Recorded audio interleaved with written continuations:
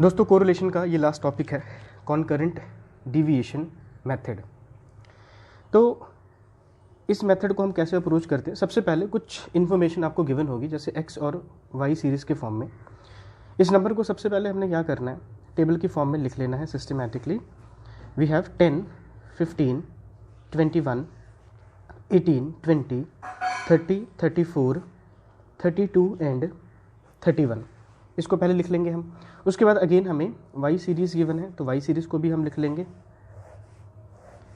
तो Y series में अगर आप देखेंगे तो वाई सीरीज़ में हमारे पास नंबर्स हैं 16, 12, 17, 15, 19, 18, 25, 23 एंड 24।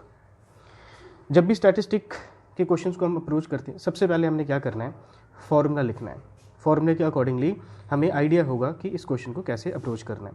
देखिए सबसे पहले ये जो कॉनकरेंट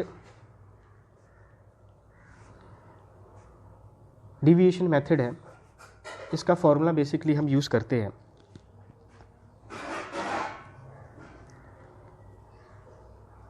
2c minus n divided by n इसका अंडर रूट। ठीक है, अब यहाँ पे ये जो c है ये basically number of positive science को रिप्रेजेंट करता है, नंबर ऑफ पॉजिटिव साइन, जिसको आप कॉनकरेंट डेरिवेशन या डिविएशन भी कह सकते हैं। और n जो है अगेन ये नंबर ऑफ टर्म्स को डिनोट करता है। तो नंबर ऑफ टर्म्स तो ये गिवन है 1, 2, 3, 4, 5, 6, 7, 8, 9।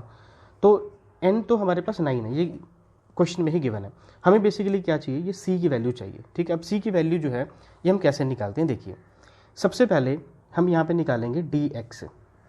ठीक है, अब dx बेसिकली अब यहाँ पे ना अपने कोई कैलकुलेशन नहीं करना। dx कैसे निकालेंगे, ये x सीरीज़ देखो 10, 15, 21 एंड सो ऑन। हमने क्या करना है, अब इसके इमीडिएट पीछे कौन सा नंबर है इसके बारे में हमें नहीं पता है, तो ये स्पेस को हम एज इट इज़ यहाँ पे छोड़ देंगे। ठीक है, और नेक्स्ट है हमारे पास 15।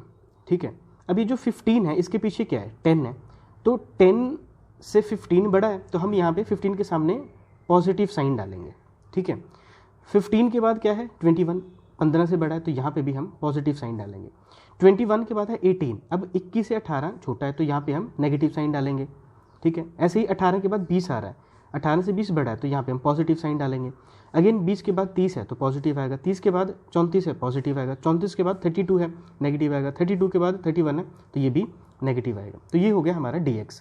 तो ये सबसे इजी मेथड है कोरिलेशन में, कोफिशिएंट ऑफ कोरिलेशन को फाइंड आउट करने के लिए। ठीक है, उसके बाद हम dy फाइंड आउट करेंगे। तो dy find out again same वही हमारा तरीका है। ये है 16 के इमीडिएट पीछे क्या नंबर है नहीं पता है, तो इसको एज इट इज छोड़ देंगे। 16 के बाद क्या है 12, छोटी वैल्यू है तो ये आ जाएगा नेगेटिव। ठीक है, इसको हमने एज इट इज छोड़ा है, हमने याद रखना है। ठीक है, ये नेगेटिव आ गया। 12 के बाद यहाँ पे 17 है तो ये 17 पॉजिटिव आ जाएगा। 17 के बाद 15 है, ठीक है, नेगेटिव आ जाएगा। 15 के बाद 19 पॉजिटिव, 19 के बाद 18 नेगेटिव, 18 के बाद 25 पॉजिटिव, 25 के बाद 23 नेगेटिव, 23 के बाद 24 पॉजिटिव। ठीक है, तो c बेसिकली हम कैसे कैलकुलेट करते हैं, ये अब यहाँ पे हम c फाइंड आउट करेंगे। ठीक है, कैसे, dx dy को करके। तो ये तो कुछ भी नहीं है, तो इसको हम एज इट इज ऐसे छोड़ देंगे। ठीक है, ये कुछ भी नहीं है। माइनस प्लस, अगर माइनस और प्लस को मल्टीप्लाई करेंगे तो क्या बचेगा, माइनस बचेगा। प्लस को प्लस से मल्टीप्लाई करेंगे तो क्या बचेगा, प्लस बचेगा। माइनस माइनस मल्टीप्लाई करोगे तो प्लस हो जाएगा, प्लस प्लस मल्टीप्लाई करोगे प्लस हो जाएगा, माइनस प्लस माइनस होगा, प्लस प्लस प्लस हो जाएगा, माइनस माइनस प्लस हो जाएगा, प्लस माइनस माइनस हो जाएगा। ठीक है, तो हमने c क्या लिखा था, c बेसिकली क्या होता है, नंबर ऑफ पॉजिटिव साइन। तो पॉजिटिव साइन अगर हम यहाँ पे देखें तो 1, 2, 3, 4, 5। ठीक है, तो हमारे पास c की वैल्यू कितनी आ गई, यहाँ पे 5 आ गई। ठीक है, और हमने नंबर ऑफ n कितना कैलकुलेट किया था, 9 था।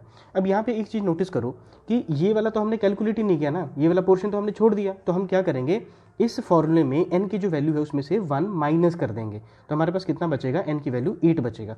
तो बस इन सभी वैल्यूज़ को यहाँ पे सब्सटीट्यूट करते हैं और हमारा रिजल्ट आ जाएगा। देखिए, तो 2c कितना है 5 है, माइनस n कितना है 8 है, डिवाइडेड बाय 8 इसका अंडर रूट। ठीक है, तो 5 को 2 से मल्टीप्लाई करें तो 10 आ जाएगा, माइनस 8 डिवाइडेड बाय 8 इसका अंडर रूट। ठीक है, 10 में से 8 गए, 2 डिवाइडेड बाय 8।